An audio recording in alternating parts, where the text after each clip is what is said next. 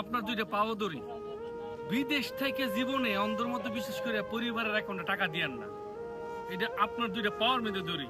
16 বছর বিদেশ থাকার পরে 16 বছর অভিজ্ঞতা দিয়া এই কথাগুলো বলতেছি।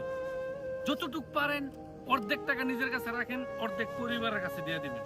আর যদি সব দেন, এমন এক সময় শূন্য হাতে বাড়ি যেতে হইব। বাইরে টাকা এমন একটা জিনিস, যদি বউর কাছে দেন তাহলে বউর গোলামি করবেন, আর মা বাবার কাছে দিলে তাদের গোলামি করবেন। যদি ভাই বোনদের কাছে দেন তাদের গোলামি করবেন। সবার সংসারের দায়িত্ব নিয়েন না, সবার সবকিছু দায়িত্ব নিয়েন না। আমাদের প্রবাসীদের সবচেয়ে বড় সমস্যা কি জানেন? যে আমরা সবাই বেশি ভালোবাসা দেখাই, এই দেখাই ওই মনে করে শেষে বিপদে পড়ি। 100 টাকা ইনকাম করলে 50 টাকা নিজের অ্যাকাউন্টে রাখেন, 50 টাকা দিয়ে 14 গোষ্ঠী খরচ চালান। বিদেশ আইবার আগে তো সংসার চালাইছেন না, তো এখন একবারে 14 গোষ্ঠী সংসার চালাবার দরকার আছে? দরকার নাই। যতটুক পারেন নিজের অ্যাকাউন্টে অর্ধেক টাকা রাখবেন।